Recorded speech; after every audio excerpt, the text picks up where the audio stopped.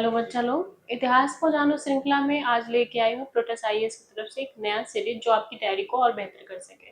तो सीरीज का नाम है हुमायूं। तो हमने पिछले टॉपिक में देखा था बाबर को। इस वाले सीरीज में हम देखेंगे हुमायूं के बारे में। हुमायूं से जुड़े हुए जो भी फैक्ट हैं उनको भी, और उनसे जुड़े हुए जो भी कहानियां और किस्से प्रचलित हैं उन पे भी थोड़ा सा एक नजर डालेंगे। सबसे जरूरी चीज एग्जाम के पर्पज से ये है कि हुमायूं के द्वारा लड़े गए युद्ध कौन कौन से हैं और कौन से ईयर में है। जैसे कि 1539 का जो चौसा युद्ध है वो काफी महत्वपूर्ण हो जाता है। तो पहले शुरू करते हैं, आइए स्टार्ट करते हैं। ठीक है, जो अगर हम लोग बात करें हुमायूं का, तो ये बाबर के पुत्र था। ठीक है, ये इसका नाम हुमायूं था और बाबर का पुत्र था। इसका जन्म बोला जाता है, जन्म लिख लेती हूँ मैं, 6 मार्च 1508 को। कहाँ पे? तो काबुल में हुआ था। कहाँ पे? काबुल में हुआ था। ठीक, 1508 को काबुल में हुआ था। इनकी माता का नाम हमीदा बानो बेगम, सॉरी, इनकी माता का नाम कुतलुब निगार खान। ठीक है, कुतलुब निगार खानम। और पिता का नाम जहीरुद्दीन मोहम्मद बाबर था। ठीक है,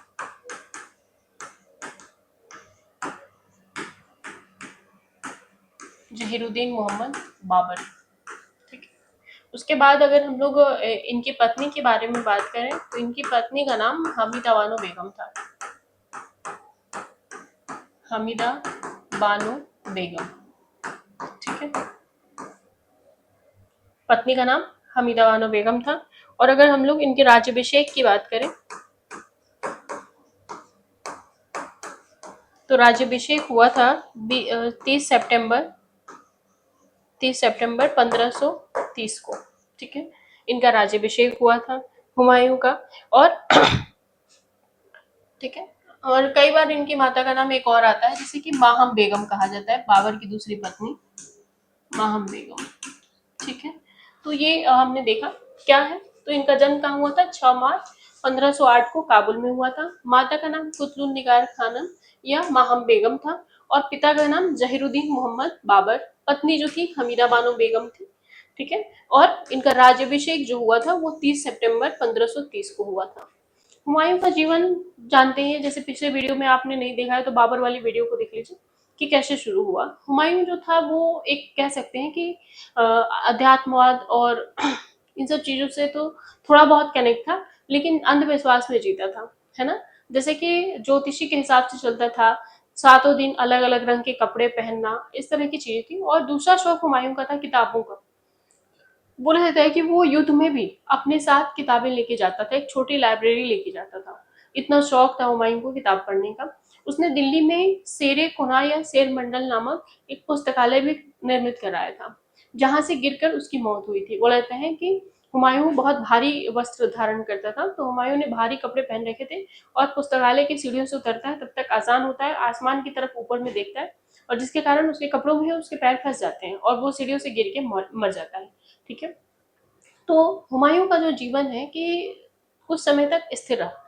उसके बाद शेरशाह सूरी प्रभावी होने लगेगा और इसका जो है युद्ध निरंतर शुरू हो जाएगा। उसके बाद शेरशाह हुमायूं जो है, अभी देखेंगे हम लोग कौन सा युद्ध है। शेरशाह हुमायूं जो है वो निर्वासित करके अपने आप को छोड़ छाड़ के सारा, बाबर के निधन के बाद हुमायूं ने अपने राज्य को 4 भागों में बांट दिया, यानी अपने तीनों भाई कमरान, हिंदाल, अस्करी और हुमायूं। ठीक है, तो सबको अलग अलग क्षेत्र दे दिया। इससे इसका साम्राज्य जो है वो छोटा हो गया और थोड़ा कमजोर हुआ।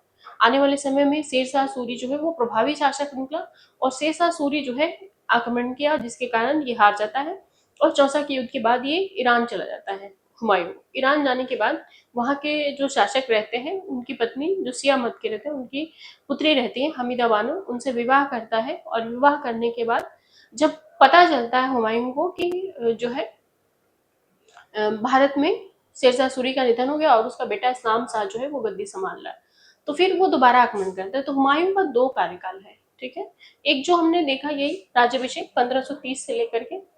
ठीक है, और दूसरा जो टाइम देखेंगे हम लोग 1555 से 56 के बीच। ठीक है, तो 2 टाइम पीरियड है इसका। तो शेरशाह के निधन के बाद दिल्ली पे फिर आक्रमण करेगा और दिल्ली को जीत लेगा। तो इस बीच में उसने पूरे जो है अपनी रणनीति बनाई और शासन करने का ये किया। आने के कुछ दिन बाद ही हुमायूं की तबीयत वही सीढ़ियों से गिरता है और गिर के मर जाता है। इस पे लेनपुल नामक विद्वान कहते हैं कि हुमायूं जिंदगी भर लड़खड़ाता रहा और अंत में लड़खड़ाते लड़खड़ाते गिर भी गया। ठीक है, जब चौसा का युद्ध होता है, थोड़ा सा युद्ध का एक नजर युद्ध पे भी हम लोग डाल लेते हैं। ठीक है, पहला जो युद्ध होगा हुमायूं का, नंबर 1 का, उसको बोला जाता है कालिंजर का युद्ध।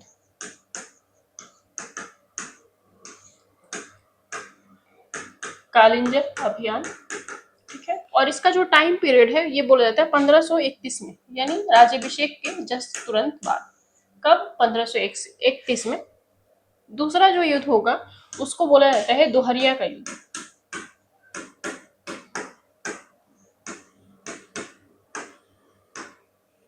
दोहरिया का युद्ध, और ये कब होगा? 1532 में। ठीक है, तीसरा जो युद्ध होगा वो कब होगा? चुनार का घेरा। चुनार का घेरा, और ये भी 1532 में ही होगा। चौथा जो युद्ध है उसको बोला जाता है बहादुर शाह के साथ संघर्ष।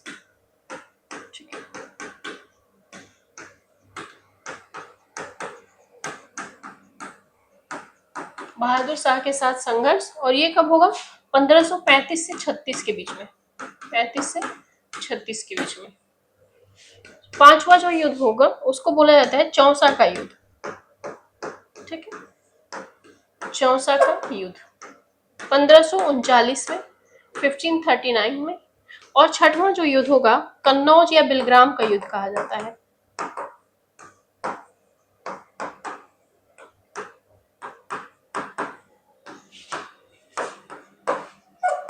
कन्नौज या बिलग्राम का युद्ध, ये कब होगा? ये होगा 1540 में, जो कि हुमायूं के जीवन का अंतिम युद्ध माना जाता है पहले क्रम में। ठीक है, उसके बाद ये होता है कि इस युद्ध के बाद, ये जो आप देख रहे हैं ना चौसा युद्ध का, बक्सर के पास एक जिला है चौसा, और चौसा के युद्ध के बाद बोला जाता है कि चौसा युद्ध में हुआ कि हुमायूं ने, मैंने जैसे बताया कि भारी कपड़े पहनता था, तो वो जो है गंगा नदी में कूद जाता है। ठीक है, और बिहार वाला जो क्षेत्र है वहां, वहीं से अफगान शासन जो है वो देखने को मिला, जैसे कि बाबर के समय में भी आप बहार खान रुहानी, दरिया खान रुहानी, इन सबको देखेंगे। ये सब क्या थे? अफगानी ही तो थे, और बाबर के सेना में भी था शेरशाह सूरी, है ना। तो ये प्रभावी हो रहे थे बिहार वाले क्षेत्र में, तो वहीं पे अभियान होता है। और इस युद्ध में जैसे होता है ना कि जो जहाँ पे युद्ध होता है, बक्सर वाला एरिया जो देख रहे हैं आप, वहां पे पूरा पहाड़ी इलाका रहता है, तो शेरशाह वहां का मूल रहता है, तो उसको पता रहता है कि कौन सा क्षेत्र कैसे बचना है, कैसे निकलना है ना। जैसे हमारे मोहल्ले में आप आइएगा तो हमको अच्छे से पता होगा कि कौन सी गली कहाँ निकलती है, लेकिन आप एक बार कंफ्यूज होइएगा या किसी से पूछिएगा तभी जा सकते हैं। तो वैसे ये पता रहता है इसको। ठीक है, तो शेरशाह सूरी जानता रहता है, और हुमायूं जो है वो नदी में कूद जाता है। ठीक है, गंगा नदी है वहीं पे इंटर होगी करम नासा से होकर के, और तो ये कूद जाता है और डूबने लगता है कपड़े भारी होने की वजह से। जब डूबने लगता है तो निजाम भिस्ती नामक, भिस्ती मतलब मल्लाह जिसको बोलते हैं, निजाम भिस्ती जो है हुमायूं की जान पकड़ता है उठा करके, और उसे नाव पे बैठा लेता है। देखता है ये तो भाई मुगल सम्राट है, तो बोलता है कि तुमने मेरी जान बचाई। हुमायूं बोलता है तुमने मेरी जान बचाई, और बताओ इसके बदले तुम्हें क्या चाहिए। ठीक, तो ये बोलते हैं, निजाम साहब भिस्ती बोलता है कि मुझे एक दिन की बादशाही चाहिए। और जब निजाम साहब भिस्ती, जब दोबारा हुमायूं आएगा जीत करके, तो जब भाग करके यहाँ से दिल्ली पहुंचेगा आगरा, तो निजाम साहब भिस्ती जो है एक दिन का बादशाह बनेगा, और उसने चमड़े के सिक्के जारी किए। तो कई बार सवाल पूछा हुआ है पीसीएस वगैरह में कि निम्न में से कौन सा ऐसा शासक था जिसने चमड़े के सिक्के जारी किए, तो निजाम शाह भिस्ती था, जो उसने चमड़े के सिक्के जारी किए थे। तो ये हमने हुमायूं का ये देखा। उसके अलावा इसके पढ़े लिखे होने के कारण अबुल फजल इसे जो है कामिल आलिम कह के पुकारता था, की उपाधि दे रखा था। उसके अलावा शेर मंडल का गठन हमीदा बानो बेगम ने दिल्ली में अपने पति के याद में हुमायूं का मकबरा निर्मित कराया, है ना, देखा, जो ईरानी और मुगल वास्तु कला का एक समन्वय देखा जाता है उस कला के अंदर। उसे बोला जाता है कि हुमायूं के मकबरे को, कि इसी को देख करके ताजमहल को वो किया गया। ताजमहल का एक भद्दा रूप है ये, इस तरह से कह सकते हैं। ठीक है, तो ये हमने आज हुमायूं को पढ़ा। ठीक है, अगले वीडियो में फिर एक नया सीरीज लेकर के आऊंगी जो आपको ऐसे ही रोचक कहानियों से जोड़ेगा। थैंक यू बच्चा लोग।